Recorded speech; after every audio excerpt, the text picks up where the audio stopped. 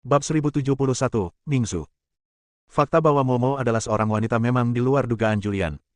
Saat pertama kali melihat Momo, dia terpesona dengan kecantikan Momo. Saat itu, dia berpikir bagaimana bisa ada pria secantik itu di dunia ini. Namun, dia tidak terlalu memikirkannya. Sekarang dia melihat Momo adalah seorang wanita, dia hanya sedikit terkejut. Tidak peduli apakah dia laki-laki atau perempuan, yang penting satu-satunya yang bisa membantunya sekarang adalah Momo. Momo bertanya sambil tersenyum, ada apa? Apakah ada yang salah? Saat dia berbicara, dia memberi isyarat mohon dan berkata, tolong, ini bukan tempat untuk berbicara. Dia berbalik dan berjalan ke depan. Di bawah kepemimpinan Momo, Julian pergi jauh ke kota Busu. Kami tiba di sebuah rumah besar yang sangat indah di kota Busu. Kota Busu sekarang menjadi negeri tanpa kota. Dengan kemunculan 3.000 biksu dari tanah tertutup di bumi, hampir semua biksu ini berkumpul di kota Busu, sehingga terlalu sulit untuk mendapatkan rumah besar di kota Busu. Memiliki rumah mewah di kota Busu bukan hanya simbol status, tapi juga simbol kekuatan. Ada banyak penjaga di pintu masuk mansion. Ketika para penjaga melihat Momo, mereka semua berlutut di tanah. Momo sepertinya sudah terbiasa dengan semua ini. Dia mengabaikan para penjaga yang berlutut di tanah dan menarik Julian menuju mansion. Begitu mereka memasuki rumah, seorang protagonis laki-laki datang. Pria itu mengenakan jubah hitam dan cukup tampan, dengan ekspresi jahat di wajahnya. Dia memandang Momo yang menyeret Julian. Momo sepertinya takut pada pria ini, jadi dia tidak bisa menahan diri untuk tidak melepaskan Julian dan berseru, saudaraku. Pria ini adalah kakak laki-laki Momo, namanya Sanjuesa. Di dunia iblis, itu adalah salah satu jenius terbaik. Dia dan Nemo disebut pahlawan ganda. Sanjuesa mengangguk sedikit, menatap Julian, dan berjalan menuju Julian. Momo menghindar dan berdiri di depan Julian. Dia memandang Sanjuesa dan bertanya, apa yang ingin kamu lakukan? Sanjuesa tersenyum tipis dan berkata, adik kecil, jangan lupakan identitasmu. Kamu bercampur dengan manusia di bumi. Jika ini disebarkan kembali, kamu tahu apa akibatnya. Kamu tidak perlu memberitahuku. Momo sedikit mengernyit dan berkata, aku sudah memberitahu tuannya. Mendengar ini, Sanjuesa tidak banyak bicara. Dia hanya menatap Julian dan berbalik untuk pergi. Momo menghela nafas lega dan berkata, jangan dimasukkan ke dalam hati, dia memang seperti ini, dia selalu sombong dan sombong. Julian benar-benar tidak menganggapnya serius. Namun, dia menjadi tertarik pada 3 serangan pamungkas ini, tetapi orang ini tahu bahwa dia menggunakan langkah penentang surga. Dia tidak bisa tidak bertanya, apakah dia kakak laki-lakimu? Ya. Momo mengedipkan matanya yang besar dan cerdas. Julian bertanya, apakah kuat? Momo tertegun sejenak, lalu berkata, bagaimana mengatakannya? Kekuatannya bisa dikatakan paling bawah di dunia kita, tapi jika dibandingkan dengan para jenius di generasinya, dia pasti bisa menghancurkannya. Dia hanya 2 tahun ini. Dia baru berusia 10 tahun, tetapi dia telah memasuki alam Dharma dan memahami hukum langit dan bumi. Adapun di mana dia berada di alam Dharma, saya tidak tahu. Dia memandang Julian dan berkata, biar ku beritahukan padamu, di antara 3.000 orang jenius tersegel yang menuju ke bumi kali ini, kakak laki-lakiku pasti akan masuk 5 besar. Momo tidak mengetahui kekuatan dari 3.000 bakat tersegel, tapi dia sangat yakin dengan kekuatan 3 Ultimate dan memberinya penilaian yang sangat tinggi. Mendengar ini, Julian menarik napas dalam-dalam. Alam Dharma. Ini terlalu jauh baginya. Dia sekarang berada di alam transenden. Ada 6 tingkat transendensi. Di luar yang transenden adalah kesucian. Ada 9 tingkat kesucian. Alam Dharma berada di atas tingkat menjadi orang suci. Dari segi dunia, dia benar-benar hancur. Momo tersenyum dan berkata, sebenarnya, kamu juga sangat kuat. Secara total, kamu sudah lama tidak berkultivasi, tetapi kakak senior telah berlatih sejak dia masih kecil, dan dia telah dibimbing oleh para ahli top. Julian tidak memikirkannya lagi. Momo bertanya, ngomong-ngomong, kenapa kamu datang kepadaku kali ini? Julian berkata, seperti ini. Karena hujan hitam dan terjadinya bencana alam, bumi berada dalam krisis. Sekarang bumi kekurangan makanan. Menurut anggaran awal saya, akan memakan waktu lebih dari 10 tahun untuk menyelesaikannya. Bumi untuk secara resmi menjadi mengolah dunia. Sebelumnya, manusia di bumi membutuhkan pangan yang cukup. Dengan pangan, kita bisa bertahan dari krisis ini. Namun, cadangan makanan di bumi tidak terlalu besar sekarang. Saya datang kepada Anda kali ini karena saya ingin meminta bantuan Anda dan meminta Anda untuk mengirim saya ke tanah tertutup. Saya ingin mendapatkan makanan kembali dari tanah tertutup ke membantu manusia di muka bumi mengatasi kesulitannya. Momo mendengarkan dengan seksama.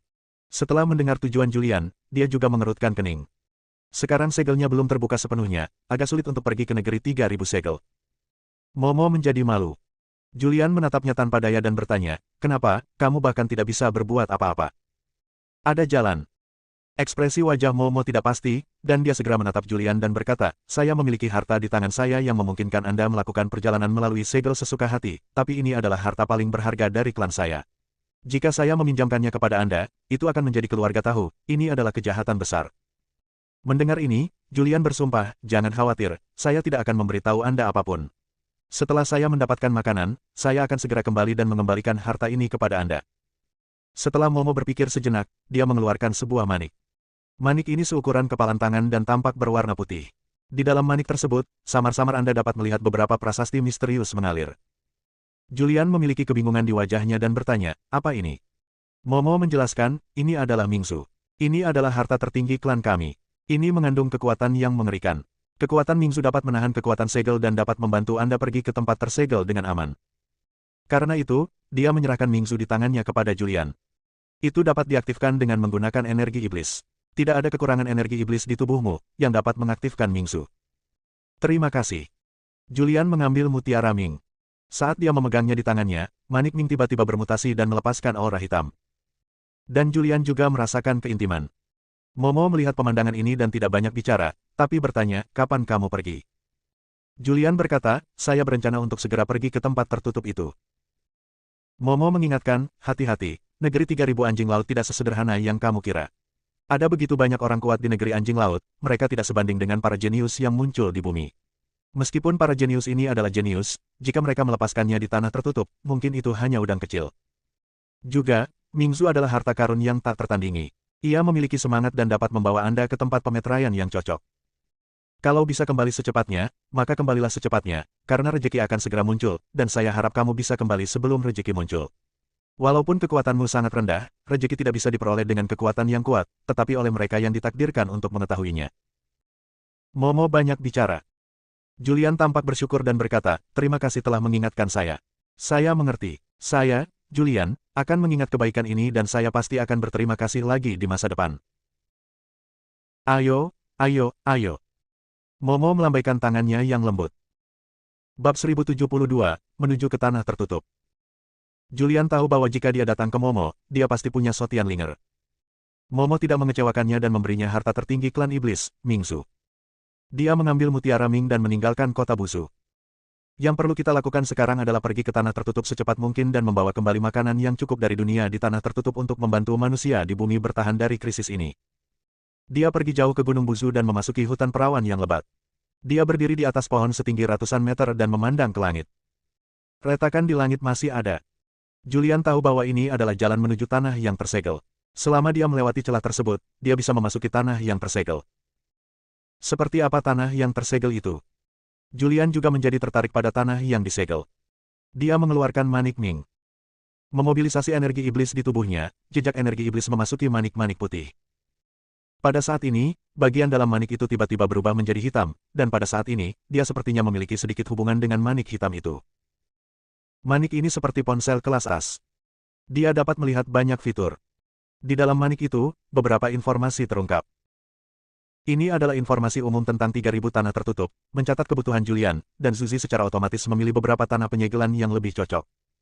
Sungguh menakjubkan. Julian tidak bisa menahan diri untuk tidak menghela nafas. Namun, dia bahkan pernah melihatnya di rumah abadi, dan fungsi mutiara dunia bawah ini hanya mengejutkannya. Julian melihat manik itu, melihat informasi yang terwujud di dalam manik itu, dan akhirnya memilih dunia yang disebut Benua Tianlong. Ada juga pengenalan singkat tentang Benua Tianlong di Mingsu. Benua Tianlong, salah satu dari 3000 negeri yang tersegel, menempati peringkat rendah di antara 3000 negeri yang tersegel. Kekuatan keseluruhan para biksu di dunia ini tidak terlalu kuat. Dan Mingsu juga mengirimkan pengingat bahwa indeks bahaya untuk pergi ke Benua Tianlong hanya 1 bintang. Indeks bahaya bintang ini tidak berarti apa-apa bagi Julian. Selama dia tidak menimbulkan masalah setelah pergi ke Benua Tianlong, maka dia akan melakukannya hampir aman. Itu Benua Tianlong. Julian memilih Benua Tianlong. Pada saat ini, jejak aura hitam berubah menjadi manik hitam. Aura hitam menyelimuti tubuhnya, dan tubuhnya terbang tak terkendali ke langit. Akhirnya memasuki celah luar angkasa. Saat dia memasuki celah, Julian merasa dunia berputar. Perasaan ini berlangsung sekitar 10 detik. 10 detik kemudian, dunia kembali normal, dan dia muncul di tempat yang aneh. Ini adalah ngarai. Di kedua sisi ngarai terdapat dinding batu yang curam. Dia melihat sekeliling dengan hati-hati. Sekarang sudah sore, matahari akan segera terbenam, dan cahaya pagi muncul di cakrawala. Sepertinya tidak ada bedanya dengan bumi. Ia juga memiliki matahari. Julian bergumam pelan. Lalu, maju terus. Dia berencana untuk pergi dari sini dulu, mencari tempat tinggal manusia, dan mencari cara untuk mendapatkan makanan. Sekarang dia punya dua cara untuk mendapatkan makanan. Pertama, berteman dengan beberapa orang berkuasa di benua Tianlong, mengenal para pemimpin beberapa negara di benua Tianlong, dan meminta makanan kepada mereka. Kedua, itu adalah perampokan. Sebelum datang, dia memiliki pemahaman umum tentang benua Tianlong. Tempat tersegel ini tidak dianggap berbahaya baginya, yang berarti kekuatannya saat ini sangat kuat di benua Tianlong. Selama dia mau, dia pasti bisa merebut makanan. Tapi, dia tidak mau merebutnya. Sekarang, satu-satunya pilihan adalah menerapkan metode pertama. Yaitu mencoba berteman dengan beberapa orang kuat di tempat tertutup ini, berteman dengan para pemimpin beberapa negara di tempat tertutup ini, dan meminta makanan kepada mereka. Malam tiba. Di langit, ada bintang. Setelah Julian keluar dari ngarai, dia memasuki hutan primitif. Dia tidak terburu-buru dalam perjalanannya, tetapi berhenti, menyalakan api di hutan, dan beristirahat sementara. Karena dia tidak memahami dunia, tidak pantas untuk bergerak maju di malam hari, jadi dia masih menunggu fajar untuk membuat rencana. Dia memukuli seekor binatang di hutan, memusnahkannya, membersihkannya, duduk di dekat api, dan mulai memanggang daging. Tak lama kemudian, aroma daging memenuhi udara. Julian melihat daging emas panggang dengan ekspresi kepuasan di wajahnya. Dia memegangnya di depan hidungnya dan mengendusnya dengan lembut sebelum menggigitnya nyaman di sekujur tubuhnya. Tepat ketika Julian sedang makan barbecue. Gemuruh. Di kejauhan, terdengar suara pertarungan sengit. Terdengar juga suara langkah kaki yang berantakan. Julian merasakan suara perkelahian dan tidak bisa menahan cemberut. Kemudian tubuhnya bersinar dan dia muncul di pohon setinggi 100 meter. Dia melihat dari mana suara perkelahian itu berasal dan melihat perkelahian terjadi dalam jarak 100 meter. Beberapa orang yang mengenakan jubah hitam dan topeng hitam di wajahnya bertarung sengit dengan beberapa penjaga yang mengenakan baju besi. Pertarungannya sengit. Tentara yang memakai baju besi terus-menerus dikalahkan dan dibunuh. Di antara kerumunan, ada wanita lain, dia mengenakan gaun putih dan memegang pedang panjang. Pedang di tangannya seperti pelangi, dan dia terus menyerang, membunuh pria berjubah hitam. Dia sangat kuat, tetapi musuhnya terlalu banyak, dia terluka, dan pakaiannya ternoda merah. Julian berdiri di atas pohon besar dan dapat melihat dengan jelas. Dia melihat prajurit yang mengenakan baju besi dibunuh terus-menerus. Ada ratusan prajurit, tapi dalam sekejap mata, hanya tersisa setian lingen. Setian lingen orang ini mengepung wanita berpakaian putih dan memblokir pedang mereka. Di sekelilingnya ada biksu berjubah hitam, sekitar 300 orang. Seorang pria dengan wajah merah datang dan mengulurkan tangannya yang bersarung tangan. Suara serak keluar, "Yang mulia, mohon serahkan barang-barang Anda agar Anda bisa mati dengan bermartabat. Aku akan melawanmu." Seorang prajurit meraung dan menyerang ke depan dengan pedangnya. Tapi sebelum dia bisa mendekati pria bertopeng merah, energi pedang menyapu dirinya, dan prajurit itu langsung terbelah menjadi dua. Wanita berbaju putih itu terlihat sangat malu, rambutnya acak-acakan, dan masih ada darah di sudut mulutnya. Dia tampak sedih dan berkata dengan dingin, "Jika kamu sedang bermimpi, aku akan membunuhmu, jadi tidak perlu mengatakan apapun." Haha. Pria berjubah merah mencibir, "Putri, tolong berpikir jernih. Anda adalah seorang putri, sangat lembut, dan wanita tercantik di Kekaisaran Tianlong. Saya tidak tahu berapa banyak orang yang peduli dengan tubuh Anda. Anda bilang Anda bisa menanggung 300 bawahanku. Hasil gila. Kamu, sialan." Wanita berpakaian putih itu tampak pucat. Pria bertopeng merah memegang pedang panjang dan berjalan menuju wanita berpakaian putih selangkah demi selangkah. Dan di sekeliling tubuhnya, hanya tersisa setian lingen prajurit, semuanya dengan ekspresi serius, memegang pedang erat-erat, siap bertarung. Julian berdiri di atas pohon besar dan dapat melihat dengan jelas. Putri, apakah dia seorang putri? Tujuan Julian datang ke tempat tertutup ini adalah untuk mendapatkan makanan dan membantu umat manusia di bumi selamat dari bencana alam pertama. Menurut idenya, dia ingin berteman dengan beberapa orang besar. Dia tidak menyangka bahwa ketika dia datang ke benua Tianlong, dia akan bertemu dengan putri suatu negara. Jika aku menyelamatkannya, mungkin aku bisa mendapatkan makanan. Julian bergumam pelan. Setelah mendapatkan ide ini, dia mengedipkan tubuhnya, melompat turun dari pohon setinggi 100 meter, berdiri kokoh di tanah, dan muncul di depan sang putri. Julian muncul, dan ratusan pria berjubah hitam mundur beberapa langkah. "Siapa kamu?" Pria bertopeng merah juga sedikit waspada dan berkata, "Nak, ini urusan istana rahasiaku. Aku menyarankanmu untuk tidak ikut campur." Bab 1073 Harta Karun. Julian telah melihat pohon besar itu selama beberapa waktu. Para biksu berjubah hitam ini tidak terlalu kuat. Dilihat dari aura mereka, mereka hanya berada pada kekuatan supernatural tingkat ke-7 atau ke-8. Itu sebabnya dia berani tampil. Dia berdiri di depan beberapa penjaga, memandang pria di depannya yang mengenakan jubah hitam dan topeng merah, dan berkata dengan tenang, "Sangat tidak masuk akal jika membunuh mereka semua seperti ini. Ini urusan andianku. Apa kamu mau jadi musuh andian? Biksu bertopeng merah itu berbicara lagi. Dia tidak bisa melihat kekuatan Julian, jadi dia hanya bisa menyebutkan kekuatannya sendiri, berharap Julian akan takut padanya. Tapi pemikirannya salah. Julian sama sekali bukan dari dunia ini, tapi dari dunia luar, dan dia sama sekali tidak tahu apa yang disebut istana gelap. Dia tersenyum tipis dan berkata, saya tidak peduli dengan istanamu. Karena masalah ini terjadi pada saya, maka saya akan mengurusnya. Nak, kamu sedang mencari kematian. Pria berjubah merah tiba-tiba mengangkat pedangnya dan menikam Julian. Dia adalah pemimpinnya, dan kekuatannya jauh lebih kuat daripada pria berjubah hitam lainnya. Dia telah mencapai alam transenden. Dia menyerang dengan sangat cepat dan muncul di depan Julian dalam sekejap mata. Hati-hati. Putri di belakangnya mengingatkan. Namun, pada saat kritis ini, Julian mengangkat tangannya, mengulurkan dua jari, dan menjepit pedang lawan. Itu saja. Dia tersenyum tipis. Gunakan jari Anda sedikit. Klik.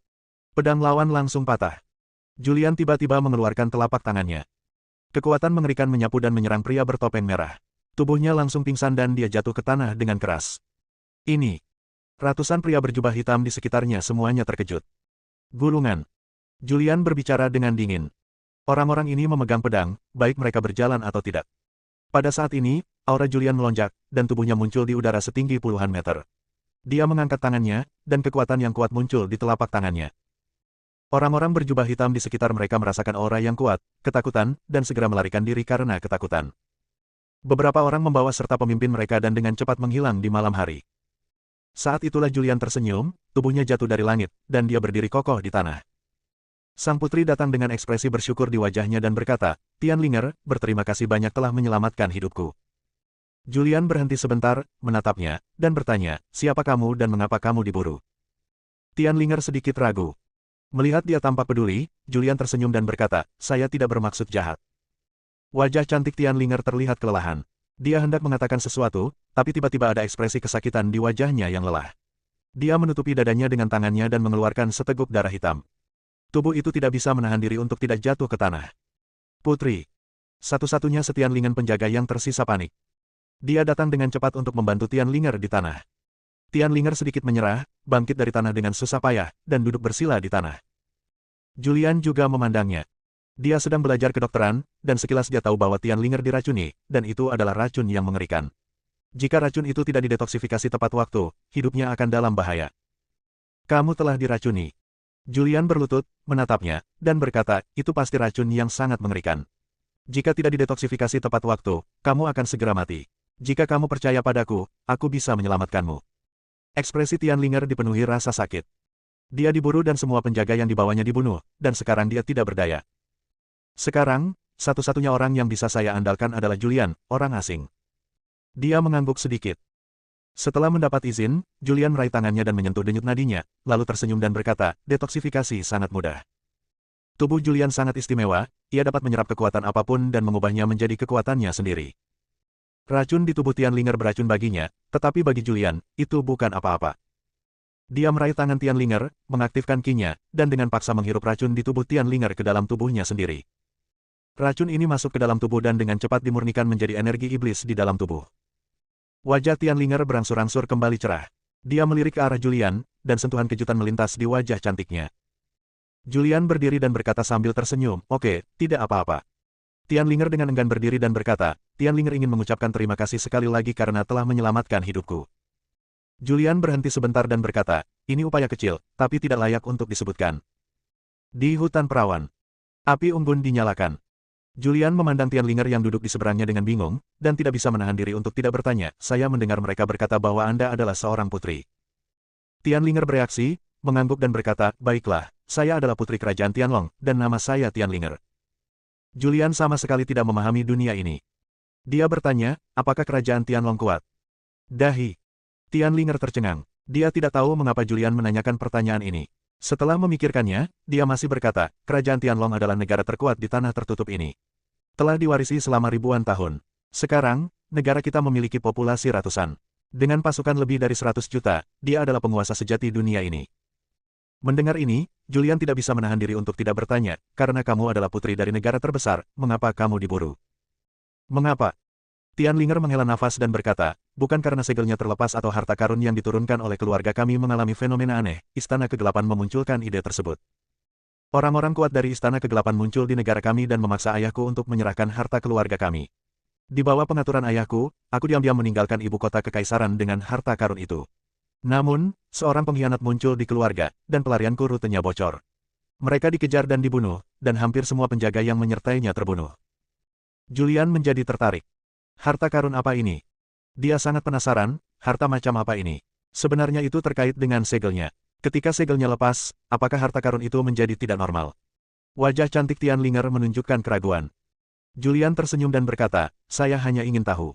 Jika Anda tidak ingin mengatakannya, jangan katakan. Tianlinger memandang Julian dengan kebingungan di wajah cantiknya, dan bertanya, Tuan, Anda, siapa Anda? Julian tidak menyembunyikan apapun, dan berkata dengan jujur, sebenarnya, saya bukan dari benua Tianlong, tetapi dari dunia luar. Ah! Tianlinger berdiri dengan kaget. Bahkan beberapa penjaga di samping memandang Julian dengan ekspresi terkejut. Sebagai orang-orang dari benua Tianlong, mereka mengetahui segel dan bumi. Mereka semua tahu bahwa begitu segelnya dibuka, kawasan 3.000 tanah tersegel akan menyatu dengan bumi dan menjadi dunia baru. Dan sekarang ada retakan segel di langit.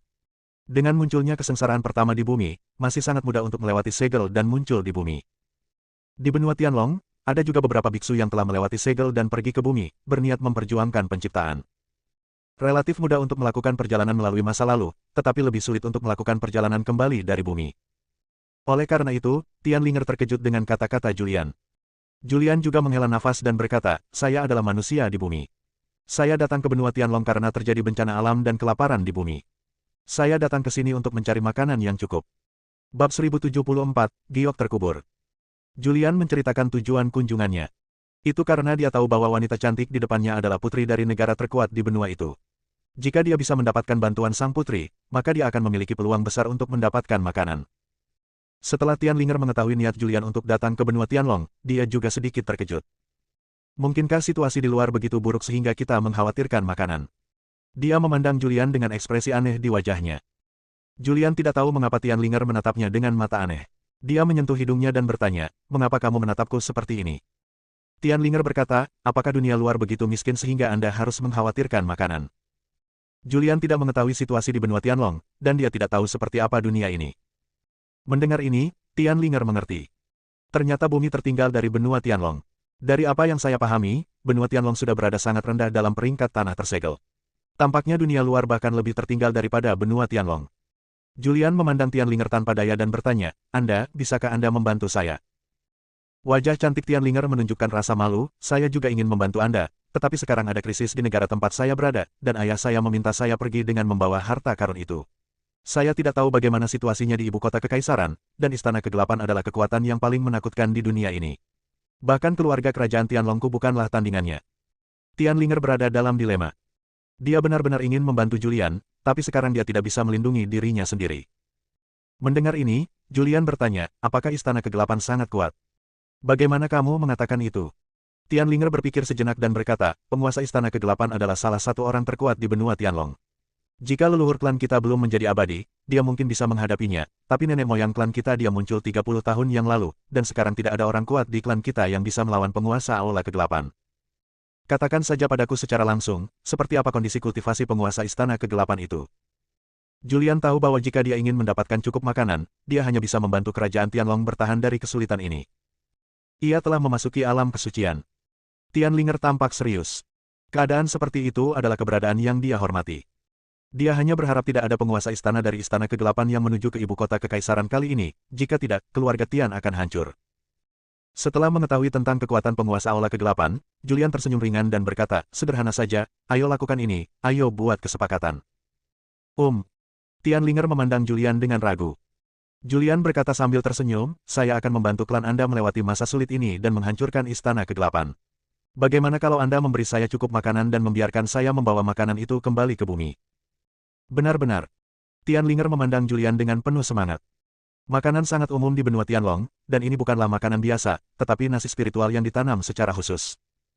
Setelah bersemangat, Tianlinger menjadi tenang dan bertanya, penguasa Aula Kegelapan telah mencapai alam suci. Bisakah kamu benar-benar menghancurkannya? Tentu. Julian masih memiliki kepercayaan diri. Dia bahkan bisa membunuh Yono yang telah memasuki alam suci tahap ketiga. Oke, aku berjanji padamu. Tianlinger berdiri dengan semangat dan berkata, tanpa penundaan lebih lanjut, ayo pergi sekarang. Dia khawatir tentang sesuatu yang terjadi di ibu kota kekaisaran. Khawatir terjadi sesuatu pada keluarga. Dia ingin segera kembali ke ibu kota kekaisaran. Julian melihat sekeliling dan berkata, jangan terburu-buru. Tidak akan terlambat untuk berangkat setelah fajar.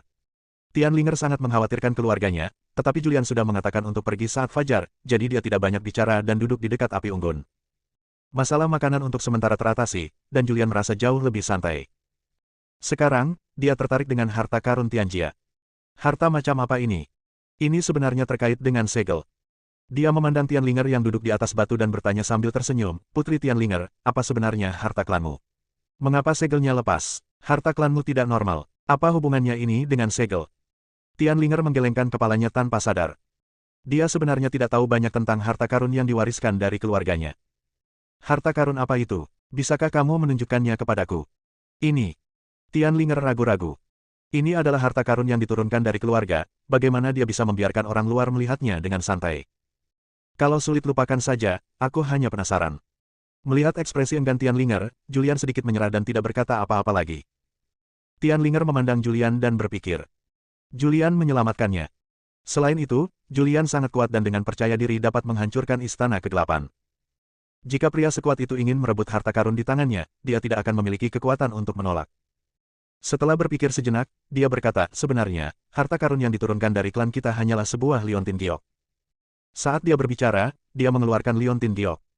Dia menyerahkannya kepada Julian dan berkata, ini dia. Julian mengambilnya dengan rasa ingin tahu, memegangnya di tangannya, dan melihatnya dengan cermat. Liontin giok itu tidak besar, bulat, dan menunjukkan warna merah darah. Saat dia memegangnya di tangannya, ada sisa kehangatan yang samar biasa. Itu saja. Julian tampak aneh dan bertanya, apakah liontin giok inilah yang menarik perhatian istana kegelapan?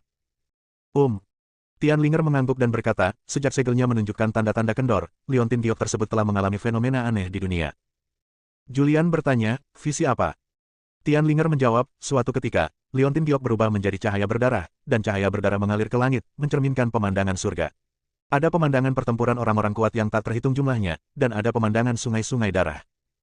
Pada akhirnya, semua orang ini tewas dalam pertempuran dan dikuburkan di dunia yang sepi, berubah menjadi tumpukan kuburan. Tianlinger hanya menceritakan tanda-tanda efod Tianlinger liontin giok. Namun, dia tidak begitu jelas mengapa liontin giok itu menunjukkan tanda-tanda ini. Bahkan pria kuat di keluarga pun tidak mengetahuinya. Karena liontin giok ini telah diwariskan selama bertahun-tahun, dan banyak hal telah rusak dalam sejarah.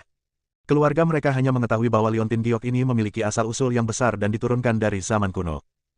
Ini adalah batu giok penguburan. Pada saat ini, sebuah suara terdengar di benak Julian. Saat suara itu datang, gambaran interior rumah abadi muncul di benak Julian. Qilin berdiri di gerbang rumah Tuan Kota. Julian tahu bahwa ini adalah roh senjata yang berbicara. Julian segera menghubungi roh senjata di dalam rumah abadi, dan bertanya dalam hatinya, giok pemakaman apa?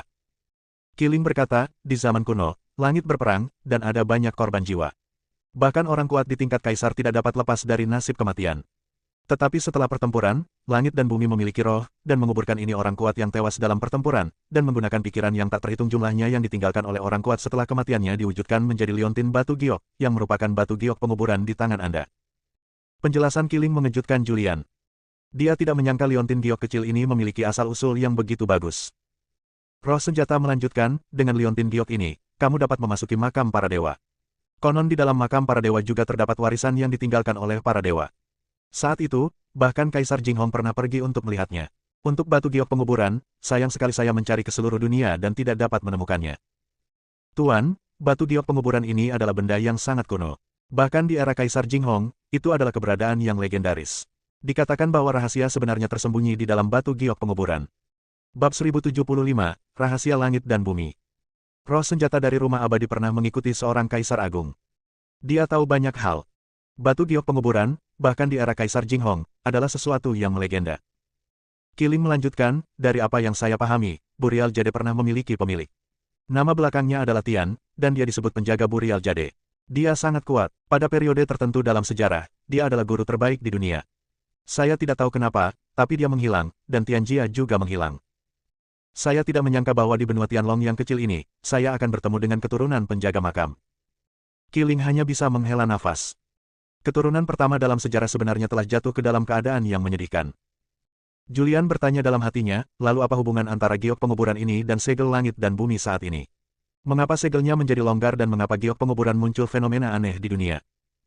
Killing menjelaskan, batu giok pemakaman adalah transformasi pemikiran orang-orang berkuasa yang tak terhitung jumlahnya setelah kematian mereka.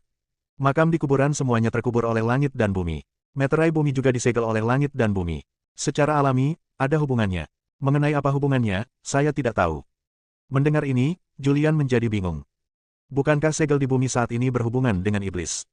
Tidak, Killing menjelaskan, dulu, setan muncul di bumi hanya karena ada hal-hal di bumi yang menarik setan.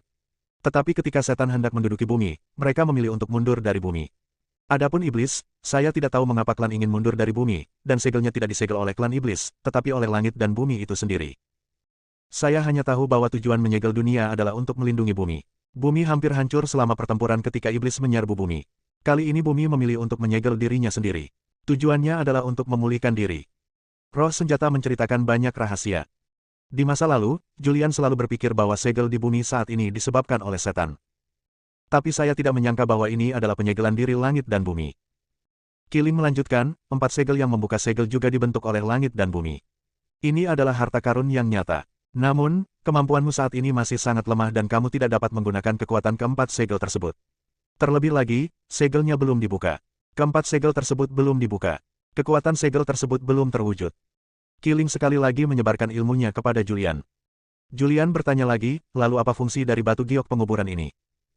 Killing berkata, saya mendengar Kaisar Jinghong berkata bahwa batu giok penguburan adalah kunci untuk memasuki makam, dan makam tersebut secara alami dibentuk oleh langit dan bumi, menyembunyikan rahasia utama langit dan bumi. Tentu saja, ini masih terlalu jauh. Untukmu. Oh. Julian sepertinya mengerti. Tianlinger melihat Julian bingung dengan batu giok penguburan dan tidak mengganggunya. Setelah Julian berkomunikasi dengan Killing, dia menyadari apa yang dia lakukan, menyerahkan liontin giok itu kepada Tianlinger, dan berkata, Putri Tianlinger, liontin giokmu dikembalikan kepadamu. Simpanlah, meskipun aku tidak tahu apa itu. Sesuatu, tapi aku bisa merasakannya, itu pasti harta karun yang luar biasa. Julian sudah tahu apa itu liontin giok. Namun, dia tidak banyak bicara. Dia juga mendambakan batu giok penguburan. Namun, ini adalah harta karun yang diturunkan dari keluarga Tian dan bukan miliknya. Dia mengembalikannya kepada Tianlinger. Saya juga memikirkan cara mendapatkan harta karun ini. Menurutnya, Tianlinger tidak bisa mengambil keputusan. Dia harus pergi ke ibu kota kekaisaran kerajaan Tianlong terlebih dahulu, menemui kaisar kerajaan Tianlong, dan kemudian mencari cara untuk membuat kesepakatan dengannya untuk mendapatkan pemakaman. Giok. Meski sekarang tidak digunakan. Namun, roh senjata juga mengatakan bahwa rahasia utama langit dan bumi tersembunyi di dalam makam, yang mungkin berguna di masa depan. Tianlinger mengangguk ringan dan menyingkirkan batu giok penguburan. Julian berhenti berbicara, duduk bersila di atas batu, dan mulai memejamkan mata dan bermeditasi. Sebaliknya, Tianlinger linglung. Karena dia mengkhawatirkan keluarganya. Ketika dia melarikan diri, ibu kota kekaisaran sudah dikelilingi oleh orang-orang kuat dari Istana Kegelapan, dan dia khawatir sesuatu akan terjadi pada keluarganya. Dia melirik Julian. Dia memperhatikan bahwa Julian memasang ekspresi santai di wajahnya dan ingin berbicara, tetapi tenggorokannya bergerak sedikit dan dia tidak tahu bagaimana cara berbicara. Putri. Seorang penjaga mendekati Tianlinger dan berbisik, ketika kami meninggalkan ibu kota kekaisaran, sejumlah besar orang kuat dari Istana Kegelapan muncul di ibu kota kekaisaran dan mengepung ibu kota kekaisaran. Sudah 3 hari. Jika kita tidak buru-buru kembali pada waktunya, aku takut. Aku tahu, tapi... Tianlinger sangat cemas. Namun, meski dia bergegas kembali, itu tidak akan ada gunanya. Sekarang, dia harus kembali bersama Julian untuk menyelamatkan kekaisaran dan keluarganya. Tuan Gongxi. Tianlinger tidak bisa menunggu lebih lama lagi dan tidak bisa menahan diri untuk tidak berbicara. Suaranya membuat Julian bereaksi. Dia membuka matanya sedikit, menatap Tianlinger, dan bertanya dengan lembut, Putri, ada apa? Wajah Tianlinger yang sedikit malu memiliki sedikit doa saat dia berkata, ketika saya melarikan diri dari ibu kota kekaisaran sudah dikelilingi oleh orang-orang kuat Istana Kegelapan. Sekarang 3 hari telah berlalu, dan saya khawatir tentang sesuatu yang terjadi di ibu kota kekaisaran. Jadi, kamu ingin segera kembali. Julian melirik Tianlinger. Dia tahu bahwa Tianlinger sangat cemas. Saat ini, dia juga sedang membuat perhitungan dalam pikirannya. Apakah Anda memanfaatkan kecemasan dan kekhawatiran Tianlinger untuk membuat kesepakatan lain dengannya dan menipu dia keluar dari batu pemakaman? Tianlinger tidak mengetahui asal-muasal batu giok penguburan, tetapi dia tahu bahwa itu adalah sesuatu yang telah dicoba semaksimal mungkin untuk ditemukan oleh para kastor dari rumah abadi. Ya. Tianlinger tidak peduli dengan citranya sendiri, dan segera berlutut di tanah, dengan sentuhan permohonan di wajahnya yang cantik, dan berkata, saya juga meminta Tuan Muda untuk segera berangkat, pergi ke Kekaisaran Tianlong, dan selamatkan keluarga Tian saya. Jika Tuan Muda benar-benar dapat menyelamatkan keluarga Tian saya pasti akan membalas budi Anda. Semakin khawatir dan cemas Tianlinger, semakin ceroboh tindakan Julian. Dia ingin dikuburkan dengan batu giok. Namun, hal itu tidak bisa dibuat terlalu jelas. Yang dia inginkan adalah membiarkan Tianlinger mengambil inisiatif untuk membawakan batu giok pemakaman kepadanya. Putri, sudah 3 hari berlalu. Jika sesuatu terjadi pada keluarga Tian, itu pasti sudah terjadi sejak lama. Tetapi, Tianlinger sangat cemas. Julian berhenti sebentar, menyela, dan berkata, jangan khawatir, tidak apa-apa. Kami akan berangkat saat fajar. Tianlinger menghela nafas tanpa daya. Julian terus memejamkan mata dan mengistirahatkan pikirannya. Dia juga sangat kecewa. Mengapa Tianlinger tidak memberinya batu giok penguburan dan memintanya untuk segera berangkat? Namun, Tianlinger tidak berbicara, dan dia tidak mengatakan apapun. Dia tidak bisa menunjukkan bahwa dia sangat posesif terhadap Burial Jade. Tenang di malam hari. Di hutan pegunungan, angin sepoi-sepoi bertiup dan ranting-ranting berdesir. Julian duduk bersila di tanah, menyerap energi spiritual langit dan bumi untuk berlatih. Energi spiritual langit dan bumi di benua Tianlong sangat langka, jauh lebih lemah daripada bumi tempat energi spiritual dihidupkan kembali. Tidak heran beberapa orang kuat yang benar-benar menakutkan belum dilahirkan. Tianlinger, sebaliknya, berjalan dengan cemas, terus-menerus melihat ke langit, menantikan fajar segera datang. Waktu berlalu menit demi menit. Bagi Tianlinger, setiap detik seperti 1 tahun. Suatu malam, saya akhirnya berhasil melewatinya. Tuan, ini fajar, bisakah kita berangkat? Begitu fajar menyingsing, Tianlinger tidak sabar untuk muncul di depan Julian dan membangunkan dia yang sedang berlatih dengan serius. Apakah ini sudah subuh? Julian berdiri dan menarik napas. Yah, ini sudah subuh, ayo pergi. Tianlinger berbicara dengan cemas. Oh. Julian berkata dengan lembut. Ayo pergi, apakah semudah itu? Pada saat ini, sebuah suara tiba-tiba terdengar. Bersambung.